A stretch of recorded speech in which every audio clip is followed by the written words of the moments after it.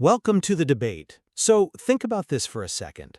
When a massive skyscraper collapses into a city street, do you blame the gravity that physically pulled it down, or do you blame the engineer who ignored the stress fractures in the foundation for decades?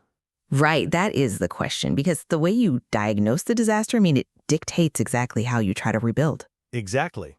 And when you're looking at a tragedy of that magnitude, the lens you choose to look through fundamentally alters who or what is held responsible.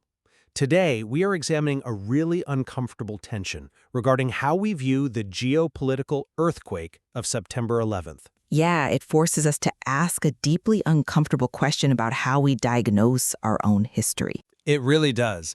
We have two profoundly different ways of viewing this pivotal moment. On one side, we have a framework of global power dynamics, a perspective championed by global leaders like Xi Jinping, which really emphasizes systemic causes. Right. I will be representing this framework today. I'll be arguing that understanding state responsibility requires looking at structural fractures, interventionist policies, and, how power imbalances mechanically generate global instability. And I will be taking the contrasting view, drawing on a more humanitarian and ethical framework, like the one presented by figures such as Monica Lewinsky.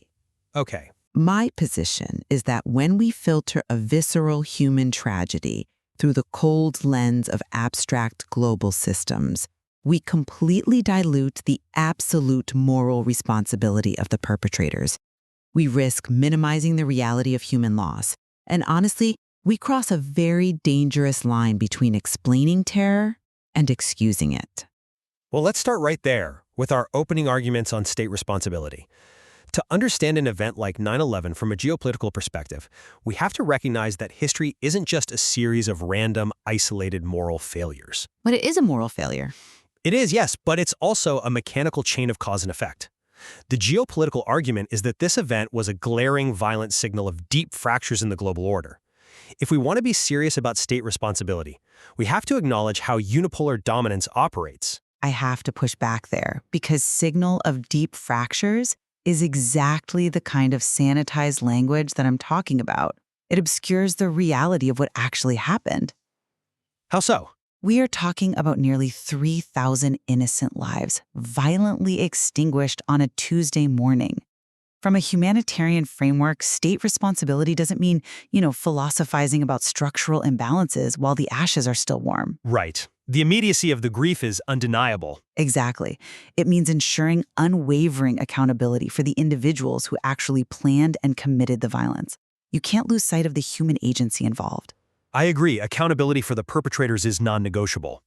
But if leaders stop there, if they rely entirely on the emotional trauma and the moral outrage, they blind themselves to the systemic flaws in international relations. So you're saying the trauma distracts from the big picture? Yes, exactly. When we talk about interventionist policies or power imbalances, we aren't just using academic jargon. We're talking about foreign boots on the ground, shifting borders, propping up regimes. These actions create vacuums and resentments that don't just vanish, they manifest. Look, questioning foreign policy is a totally valid exercise, and I don't disagree that policies have consequences. Right. But when leaders immediately pivot to analyzing economic inequalities or foreign interventions in the direct wake of an attack, they perform this subtle sleight of hand. They shift the focus away from the perpetrator's agency and place the moral burden onto the victim society. I don't think it's about shifting the moral burden onto the victims. But it becomes about what the victims did to deserve it. No, it's about recognizing how resentment functions on a global scale. If you're listening to this, you might be thinking it sounds incredibly cold to refer to a tragedy of this scale as a symptom of a fractured order. And, you'd be right to feel that way. It is incredibly cold. It is. But the uncomfortable reality of statecraft is that when one nation holds a massive monopoly on military and economic power, the resentment from marginalized populations changes state.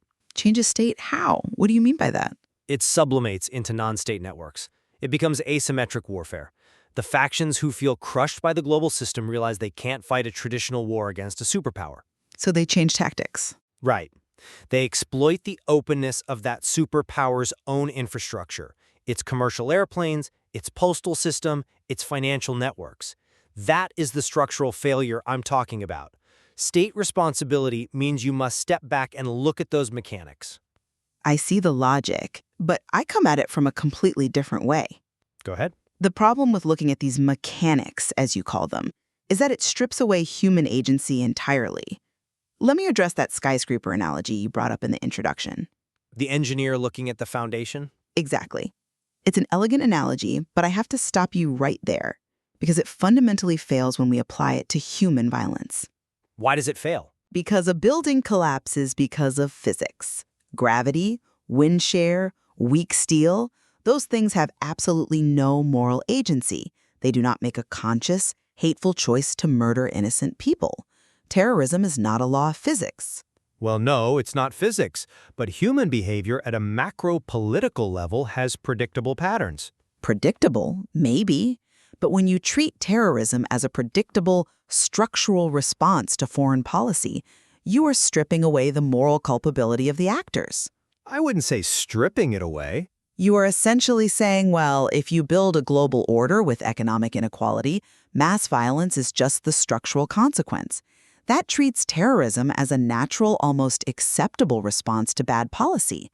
And there is no cause, no historical grievance that makes terrorism natural. I see why you think that, but let me give you a different perspective. I'm not saying it's morally acceptable. I am saying it is mechanically predictable. Okay. When the geopolitical source material discusses how instability arises from imbalance, it is making a descriptive claim about how the world actually works. It's not making a normative claim about how we wish it worked. But the line between describing and excusing is razor thin. Only if you conflate understanding with forgiveness. Think about an aviation investigator examining a plane crash. Okay, another analogy? Bear with me. If they find that a pilot made an error because they were overworked and exhausted, pointing out the systemic issue of pilot fatigue doesn't mean the investigator approves of the crash. They are simply identifying the mechanism of failure. Right. In global politics, those mechanisms of failure are generations of resentment generated by unipolar dominance. Okay, but let's look at the cost of that hyper-rational approach. You say we must separate understanding from forgiveness. Yes. But when a national leader publicly analyzes a terror attack primarily as a signal of global imbalance, the language itself is sanitizing. It takes the visceral horror of innocent people jumping out of windows and turns it into a geopolitical data point. I hear you. But statecraft requires a certain level of emotional distance to be effective. You just can't make grand strategy while consumed by grief. But does it? This isn't just a philosophical debate about semantics. It has immediate, real-world consequences for how a nation grieves, how it heals, and how it defines its values. True. The domestic impact is significant. The humanitarian lens insists that you can question a nation's foreign policy without centering the tragedy on that policy. Because if the narrative immediately shifts to, what did our government do to cause this imbalance? You're effectively telling the victims that their trauma is the structural consequence of their own nation's actions. That is a very powerful point regarding the domestic psychological impact. Absolute moral outrage is entirely justified on a human level. Thank you. Accountability has to mean the responsibility lies squarely with the people who flew the planes. But this brings us to a critical juncture. What happens the day after? If we reject the systemic analysis and if emotion and moral outrage are the primary drivers of our state responsibility, what does that actually look like? Let's look at what happened on September 12th and the years that followed. Let's do that. Because if you want to talk about mechanisms of failure, the global response post 9/11 is a masterclass in how ignoring our shared humanity creates exponentially larger disasters. You think the response was primarily a failure of humanity? Absolutely. The world had a choice. For a fleeting moment, there was a profound sense of global unity. The entire international community felt the shock. We could have responded with a commitment to international justice, strengthening legal frameworks to dismantle terror networks as a united globe. But a unified expression of grief doesn't secure borders, does it? It doesn't stop the next attack. No, but lashing out aggressively doesn't either. The response abandoned that shared humanity in favor of massive military retaliation. It operated much like an autoimmune response in the human body. An autoimmune response. How so? Well, in its absolute desperation to eradicate the pathogen of terrorism, the global response became hyperactive. It ended up attacking the body's own healthy tissue. Ah, I see what you mean. The collateral damage. Exactly. We saw the erosion of civil liberties, the launch of devastating preemptive wars, and just massive collateral damage. The aggressive decisions made in the name of restoring balance and showing strength ended up costing exponentially more innocent lives than the original attack. It was incredibly destructive. Yes. When systems prioritize aggressive strength over fundamental humanity, they don't cure the disease, they just perpetuate a cycle of violence. The moral failure of the terrorists was met with a massive systemic failure of compassion by the state. I completely understand why you view the post-9/11 response through that lens of a failed autoimmune reaction. It is a tragic reality that the immune response caused immense collateral damage. It did. But from a geopolitical framework, let's examine the actual mechanics of a state's obligations. A state's primary contract is the survival and security of its citizens, not the pursuit of abstract global unity. Survival at what cost, though? At the cost of strategic necessity. The source material points out that global responses inherently reflect national interests and security concerns. Right, but Let me just finish this thought. When a nation is attacked so profoundly and it realizes that the existing international framework is insufficient to protect its citizens from non-state actors, it must adapt. Strong nations must act to prevent future threats. But by acting outside of international law? If a state relies solely on international legal frameworks that move at a glacial pace, it signals weakness. It invites further instability. The aggressive actions taken, while undeniably costly, were driven by the strategic necessity to dismantle the safe havens that those terror networks relied upon. That's a compelling argument for realpolitik. I'll give you that. But have you considered that strategic necessity cannot exist in a moral vacuum? In what way? This is the core of the humanitarian argument. Strength and security measures defeat their own purpose if they come at the cost of humanity itself. You argue that the state's primary contract is the survival of its citizens. I would argue that a state's power becomes illegitimate if it abandons its ethical grounding to achieve that survival. Illegitimate in what sense? By whose metric? By the metric of the very civilization it claims to be protecting. When you prioritize a balance of power over human lives, you are playing a global chess game where the pawns are innocent civilians. Statecraft is often described exactly like that, yes. And let's look at the efficacy of that strategy. Did it actually work? If your strategy for preventing future threats involves creating more trauma, more displaced people, and more destroyed infrastructure in other parts of the world, you aren't closing the fractures in the global order, you are pouring acid into them. That's a fair criticism of the execution. You are guaranteeing that the exact same resentment you warned about earlier will mutate and continue into the next generation. You make a fair point about the long-term cyclical risks of aggression. The blowback is very real, and it is a calculated risk in statecraft. A risk paid for by civilians. True. However, we must deal with the reality of how international actors actually operate. History is shaped by power dynamics, military capability, and economic leverage. It is not shaped by collective moral epiphanies. But it should be shaped by human values.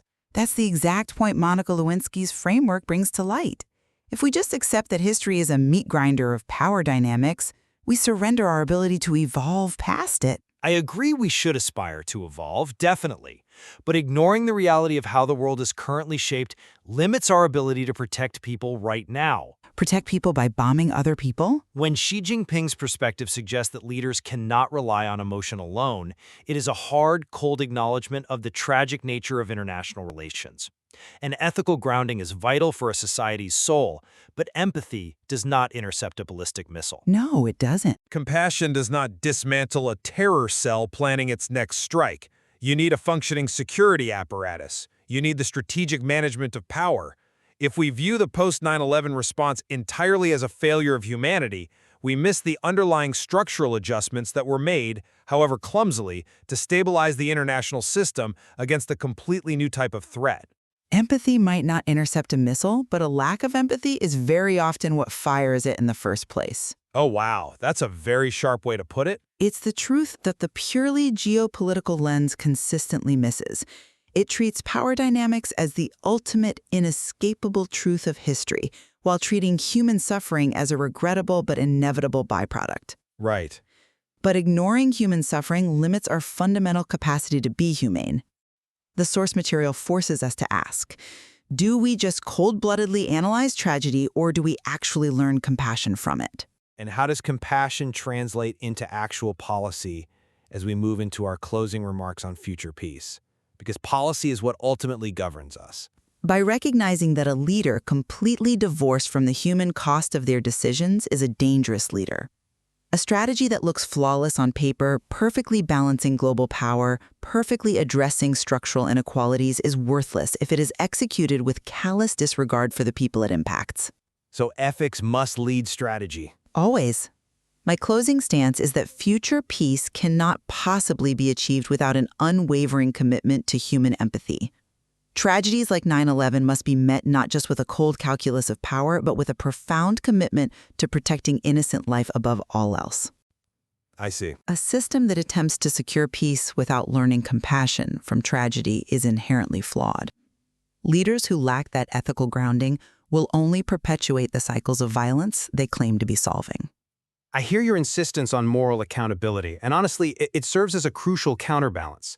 But to synthesize the geopolitical position regarding future peace, true stability relies on understanding that history, for better or worse, is fundamentally driven by systemic forces. Even if those forces are destructive. Exactly. Ignoring the reality of strategic balance, unipolar dominance, and how interventionist policies create power vacuums leaves nations completely vulnerable to repeating past failures. We must analyze the root causes and structural fractures of the world objectively. Even when it's uncomfortable. Especially then, while human emotion is a natural, necessary response to tragedy, relying on it alone as a guide for statecraft leads to reactive rather than preventative leadership. You have to understand the machinery of the world to fix it. It seems we are arriving at a shared destination, even if we are taking wildly different roads to get there. We are. The ultimate goal of both frameworks is preventing future tragedies. We both want to ensure that the horrors of the past are never repeated. Yes, the shared intent is undeniable. The desire for peace and security is universal. But we remain fundamentally divided on the mechanics of how that peace is best secured and maintained. Exactly. The disagreement remains on whether future peace requires the strategic, objective management of global power structures, or a rigorous, deeply felt commitment to moral accountability and human empathy. Which brings us right back to our opening dilemma. When you look at the jagged, broken lines of history, do you see a structural failure that requires a systemic engineering solution? Or do you see a profound human wound that requires moral healing? It really is the defining question of how we write our history and, how we choose our future. And it's a question that forces us to examine our own assumptions. The differing perspectives leave us with a profound thought to take away. When we look back at the darkest days of our history, should our vision be guided primarily by the strategy of power or by the light of our shared humanity? It's a complex balance that we will undoubtedly continue to navigate for generations. Thank you for joining us on The Debate.